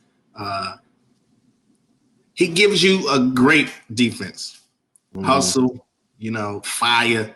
But Marcus, sometimes he just thinks he the more one, than what he is. The 1C. He ain't the 1A, 1B. He the 1C.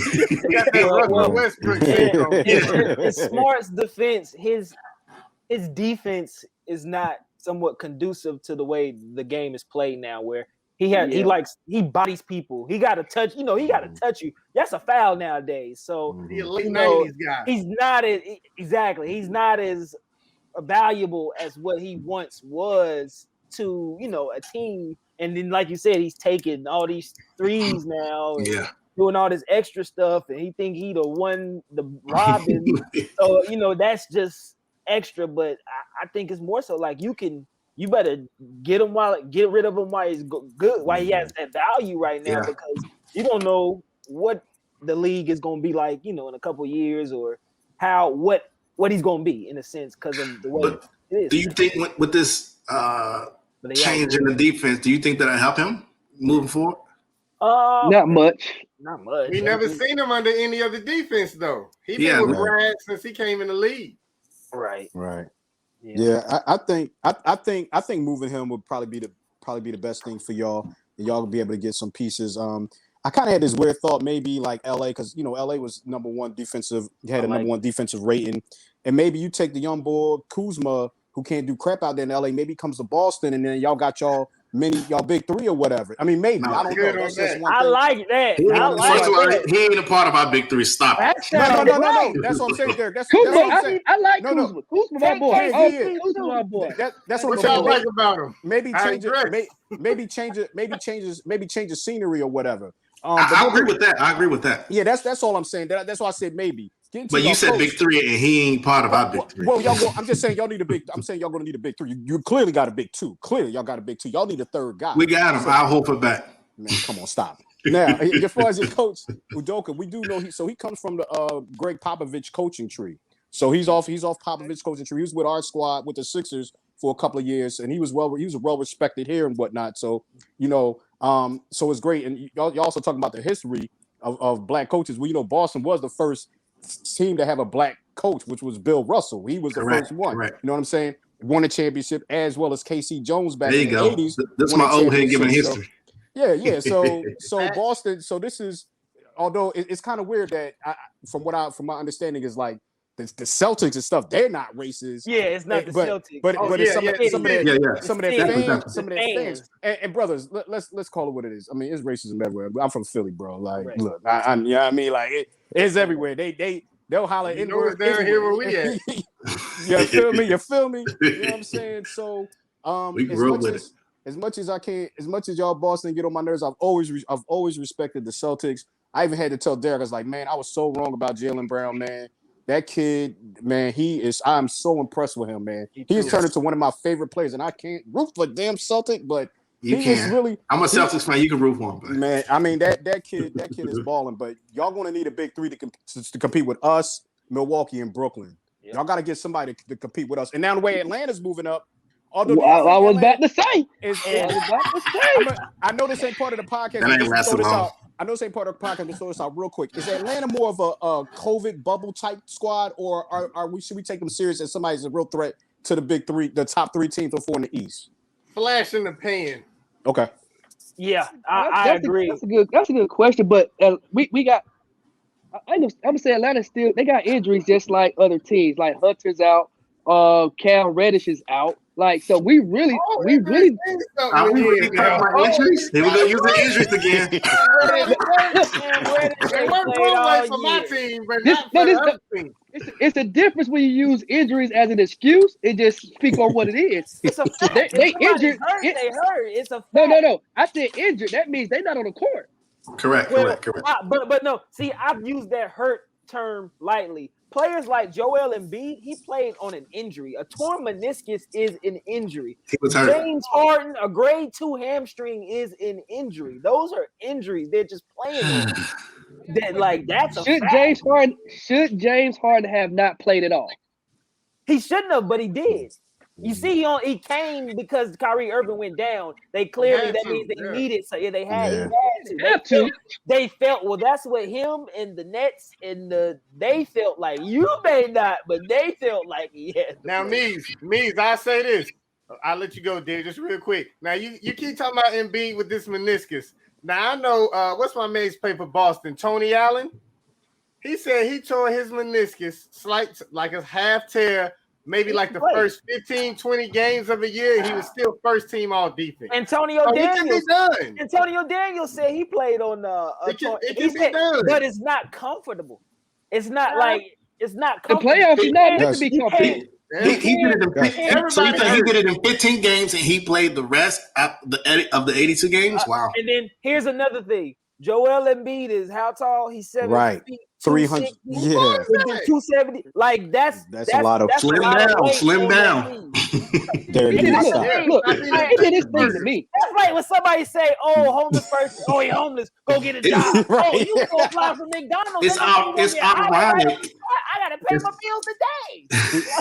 Do y'all realize DeAndre Hunter from Philly, by the way, from Philly, had the same meniscus injuries. He couldn't play the rest of the series. He had a meniscus injury, and he said, "I'm wrapping this up. I'm a young boy. I'm from Philly. Y'all go." But ahead. he done got hurt 2 years in a row too. But look, that's all I was saying though. As far as like they're not playing, like so right now, what we're seeing this year with the Hawks, it can be a bubble-like situation like the Heat.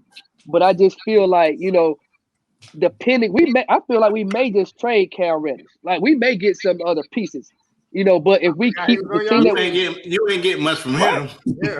we need like a specialist, like a shooter, second round pick. like a specialist. But you look at Hunter, like I feel like being the East is really only like, let's be honest, 3 teams outside of Atlanta that's really competing for a championship. You got Philly, you got the Bucks. Philly ain't been at the second round. Philly ain't been at the second round in how many years? Let's not put them up there, guys. They haven't been at the second round. No, you can't. No. They haven't been at the second round in how long?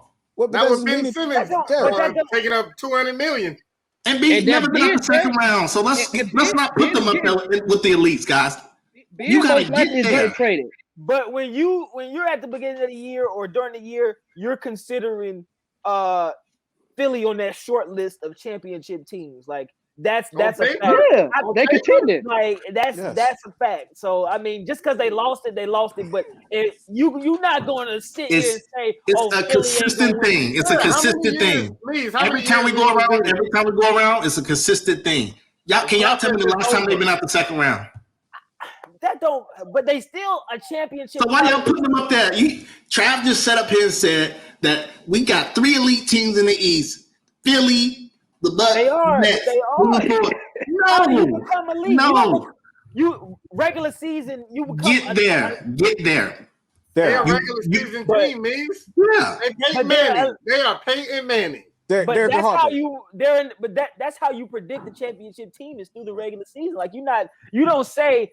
Y'all didn't come in saying the whole year that Philly is not going to win a championship. They're on that list of possibly. I didn't say they was going to win. I didn't say they was going to lose.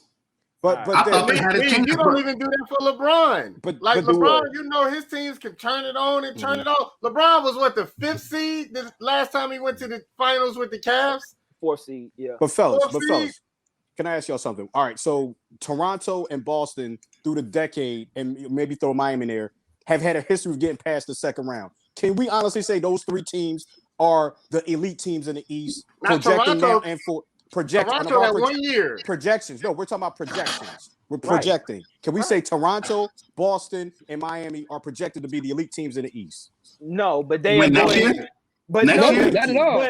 But I do have them competing. So they're not. Dang, that kind of. I got them. Oh, see now this is because now I gotta kind of. Well, let me see. Miami just mid-grade. They mid-level. Let me see. I got them where the Hawks are right now. Like we beat the Raptors in the second round. We played Miami in the Eastern Conference Final last year. So I mean, it's not off. So you're projecting them to win. You're projecting Sixers got swept last year. Then they lost in 7 this year to a team that got no experience in the playoffs. None. If you ask 0. me, next year it's the Nets, the Sixers, the Bucks, not in this order per se. So what y'all are saying is Philly, Miami, Boston, Hawks. Like the East gonna be, if healthy, all these teams could come out the East. That's better than the West. It actually is. If the Hawks end up beating the Bucks, right? That automatically mean the Bucks is not. Would that mean the Bucks is not a contender next year? No, because the Hawks beat them because they got no experience. Right. Like that's basically Philly's situation. But like no. A high caliber team. Thank you. They have competed in the Eastern Conference Finals to actually get to there. They was up 2 against Kawhi and lost the 4 games after that, the Bucks, and then now this year. Let's not put it out there. We don't know if they lost or not. You hope the Atlanta get there, but we don't know if they lost.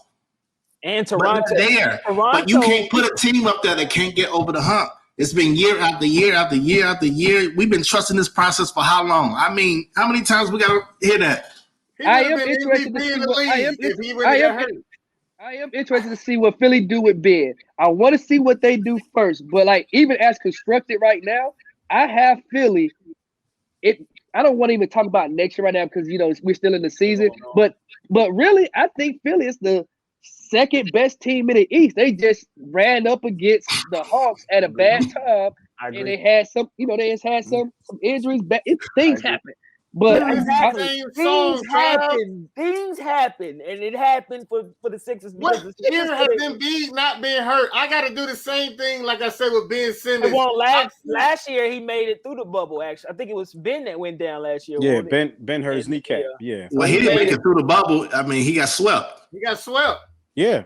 He didn't make it through the bubble. That good this year last year. It's the same team. They added two pieces. Then he broke his face the year before. He messed his thumb up the year before that. Like, I mean, he gonna get hurt every season. Like, at some point, it's like, this ain't gonna work. Harper, it's the same song, different key. Yeah. but Let me sing in the A flat this time. but we talk about Embiid being hurt, then you're gonna have to put Kyrie Irving in there, so you're gonna have to take Brooklyn off. We put them in there every time. And Brooklyn certainly has Orrie. So we made a glass man. We made a glass man team. Oh, Kyrie's on there. AD's on there. Okay. He's a starter. Embiid's on there. Kimba's on there. Gordon Hayward, he's starting. He's coming out first after tunnel. And that's another thing. That's another thing with the Celtics. We had Gordon Hayward. We had Kemba. We never got a chance to actually build that team to kind of compete in the East. Really, really compete. Got 2 years with those guys. They was always hurt. It was always something that happened. That's the same thing with Philly, though. That's the same thing with Philly. In a way, they never had a chance to really compete like that. So Game 7 against the best player in the world took him to the brink to go to the finals. Philly just lost to the Hawks, Trav. The Hawks. The Bucks are about to lose to the Hawks. I don't understand. No, they not. Nah, I don't think they're gonna lose either. I don't know. So Philly ain't lose a guy game one. I don't trust Giannis. Philly ain't lose a guy game one. So I don't trust Giannis. I can't trust Giannis. It's not Giannis. It's not Giannis. You can't trust Middleton. A lot of it is in this series. You're not going to be able to trust Middleton. He will not average 20 points. I don't trust Middleton. And Drew is inconsistent. So when your best player, that's how I see it. When you can't rely on your best player to get a bucket in the final moments of a game unless you down by one or you think Harden's the best player in the NBA. We can rely on him to get a bucket. So you down 3. You down 2 hamstrings. Sixers down 3. You going to Embiid for the 3 or somebody else? Say it again. Sixers down 3. You going to Embiid or you going to Steph Curry? Yeah, Orrie, what's the play at the end of the game? I mean, you said the best player can't get you a bucket unless it's down 1. We can say that for a lot of teams. LeBron ain't shooting the 3. No. See, yes, LeBron is gonna shoot the 3, first of all. But I say that because Greek can't get you a 3. Greek don't shoot 3s. And Greek don't have no post game. He don't have no. All you can hope for is that he dunked the ball close to the rim and it go in. And if he get fouled, then you gotta pray he made the free throw. But y'all watch game one. Mees, you love stats, Mees. He's averaging 35 and like 12. Like he's getting buckets. Like that's my thing. He's getting buckets. I will say this: when I watched that game one, Giannis was getting everything he wanted at the rim. But like everything. In the last few, I mean, he was getting. I think he got 3 alley-oops in a row in like the third quarter or something like that. Yeah. He was getting everything he wanted at the rim, but again, once it get tight at the end, he has no bag. The guy has no move. Like I don't understand. No basketball IQ. No, every superstar that won a chip, except I know some people like to throw Dirk out there, but like, for the most part, every superstar in the clutch. And I say last 3 to 5 minutes of a fourth quarter game, they number 2 has to take possessions for them to get a breather. You can go back to it's just like what I was talking about the other day. Even with MJ, you got Paxton twice. You got Kurt. You got when you talk about LeBron, you had Wade. You can be able to say, okay, give me 3 minutes. You had Kyrie. We know what Kyrie was doing for 2-3 minutes. Like, who do Greek supposed to go to? Middleton, right? Middleton. You went and got Drew Holiday. Drew Holiday. Let's be honest. Drew Holiday is not the guy that Greek is sitting back saying you need to give me some buckets for the next 3-4 possessions. That's like saying KCP is the guy to get buckets. KCP ain't making 126 million over 5. Let me show you this trade right here because I said I want to talk about Drew Holiday. You said 126 million, but you give it to Byron. Make it quick. Hold on, I want to say this. So I said when they made this trade, and I hate Eric Bledsoe, but how much better really is Drew Holiday than Eric Bledsoe? I think it's marginal at best. You traded. It's way far than marginal. Stop it. I think he's hold on. You traded Eric Drew Bledsoe is trash. He is trash. But Drew Holiday through these playoffs, has he looked good? Has he looked like a match? Game 1 he did. Yeah, they lost game 1. They traded Bledsoe, series not over. Round picks, 2 pick swaps, and George Hill for Drew Holiday. That's more than what they gave up to get Harden. For Drew Holiday, you mortgaged your entire future for a guy that we are debating is that much better than Eric Bledsoe. No, you debating that. I'm not debating that. As a number 3 guy, he's number 3 on the roster. Like he's the number 3 guy. Like that's it. Clearly number 3. But they don't use him correctly. I mean, it ain't fault because Middleton ain't giving you nothing either. Thank you. Middleton is known for getting missing in the playoffs. He's known for having this big game. Then he go 4 games with mediocre, and he can get you 20. But it's like he's off so much in the game. 6 for 27, 6 for this. He can give you 20 points, but it's not a pretty 20. And so I don't want to hear that. 48. Trae Young put 48 on him, and he is supposed to be. Well, it wasn't all on Drew. It wasn't all on Drew. Your boy Pat. Your boy Pat was guarding him too. 28. I just think it's funny how people like Middleton defensive player of the year. What happened to him? He got embarrassed. I'm not defending him anymore. I'm just saying. You say he's going to be the defensive player of the year. Getting embarrassed too. Oh, okay, it's one game. We'll see what happens. Hopefully, they can make some adjustments to get out of here. We got to get out of here, guys. We got to get out of here. They're not using Kyrie embarrassed them. Them first 2 games, they were losing by 30 points. It wasn't Kyrie. It was not Kyrie, though. Kyrie was like 2 for 10 in one game when guarded by Drew. He was way off. He wasn't making no noise. Kyrie wasn't making no noise. He was making more than Drew Holiday. Go look at the stats. Making more than Drew Holiday. It's fine. Guess what? Kyrie at home. They're on the way. Kyrie at home. He hit, and Drew Holiday hit a big 3 in that game 7. We got to get out of here. Obviously, an update. I forgot to mention some news, too. Clippers up 20-17 right now. The top 4 picks came out yesterday, right? The lottery picks. Detroit number 1, Houston, Cavs, and then Toronto with the 4th pick. Orrie, TKO podcast, Trav back with us again. And we appreciate y'all coming back, man. We got a lot of discussions coming up. Jordan LeBron, Tim Duncan better than Kobe. We got to get there. I can't wait for that one. Please, can I be on that? Oh, come on. Orrie, let me ask you this, because we're doing this too. 1 minute. Shoes or Kobe shoes? Say that one more time. Iverson shoes or Kobe? Line or Kobe sneaker line? Kobe. Yeah, Kobe. Kobe. No, Iverson shoes was way better than Kobe. What's the best Kobe's of all time? Tell me right now. Go ahead. I don't know. We don't know. They don't own the pair. Nobody said Kobe. The one with the snake. Right. The green. Who had a score? No, nobody knows the number. Timmy D or Kobe? Say that again. Who had a better career, Timmy D or Kobe? You know I'm from Philly. You know I'm going with Bean. You know I'm going Kobe Bean Bryant. I'm from Philly, man. That guy. Come on, man. I'm from Philly. Kobe Bean Bryant. Yes, sir. I hope you got your stacks ready because I got plenty. Oh yeah, They talking crazy, man. Make sure you like and subscribe to the Talking Noise podcast. Make sure you, like us on Instagram, like us on Facebook, like us on Twitter. For me, Harper, Orrie, Trav, it's the Talking Noise podcast, episode 7. We'll see y'all next week. Shout out to all my Aggies going to the Olympics. Peace. Peace.